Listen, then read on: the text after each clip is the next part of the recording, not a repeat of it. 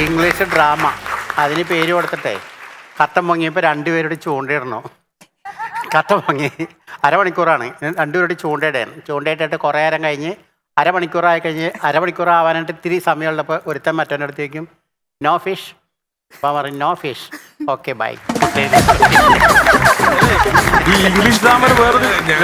ഞങ്ങള് ഷേണായതിന്റെ അവിടെ ഈ സിനിമാല പരിപാടി ഷൂട്ട് ചെയ്യുമ്പോൾ ഞങ്ങളൊക്കെ വലിയ സിനിമാല എസ്റ്റാബ്ലിഷ്ഡ് പരിപാടിയാണ്, വലിയ പോപ്പുലർ ആണ്. അപ്പൊ ഒരു കോളേജിൽ നിന്ന് വന്നിട്ട് പറഞ്ഞു അവിടുത്തെ മോണോ ആക്ടിന് ജഡ്ജ് ചെയ്യാൻ പോകണം എന്ന് പറഞ്ഞു രണ്ടുപേര്. അപ്പൊ ഞാനും എൻ്റെ കൂടെ വേറെത്തനും കൂടെ ഞങ്ങൾ ജഡ്ജ് ചെയ്യാൻ പോയി മോണോ ആക്ടിന്. അപ്പൊ ഞങ്ങളിവിടെ ചെന്നപ്പോൾ തൊട്ട് ഞങ്ങളുടെ കൂട്ടത്തിൽ ഒരാൾ നിൽക്കും, ഞങ്ങളോട് പറഞ്ഞു ആരോട് സംസാരിക്കരുത്, നിങ്ങളെ സ്വാധീനിച്ചു എന്ന് പറയുന്നത്. നമ്മൾ മൂത്രം ഒഴിക്കാൻ പോകുമ്പോൾ വരുമ്പോൾ ഒരു സാറ് കൂട്ടത്തിൽ വന്നിങ്ങനെ നിൽപ്പുണ്ട്, നമ്മൾ ആരോടൊരു മിണ്ടുന്നുണ്ടോ നോക്കി അങ്ങനെ ചെന്ന് ഞങ്ങൾ അവിടെ ഫ്രണ്ടിലിരുന്നു.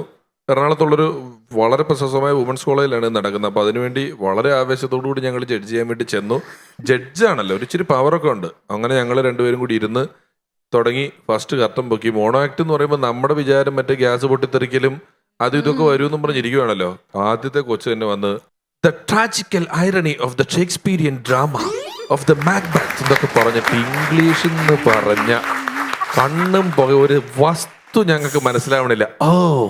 It's the stone of the tempest എന്നൊക്കെ പറഞ്ഞിട്ട് ഞാൻ എൻ്റെ അടുത്തിരിക്കണ നോക്കുമ്പോൾ അവരെന്നെ നോക്കിയിട്ട് തോന്നിയ പോലെ രൂപത്തിന് മാർക്കിട്ട് എനിക്ക് കുറച്ച് അത്യാവശ്യം പിടിച്ചു നിൽക്കാൻ പറ്റി. മറ്റവൻ അരഞ്ഞ് ചീഞ്ഞില്ലാണ്ടായി പോയി. മേലെ അങ്ങോട്ട് കൊണ്ടുവരുന്നെന്ന് പറഞ്ഞു.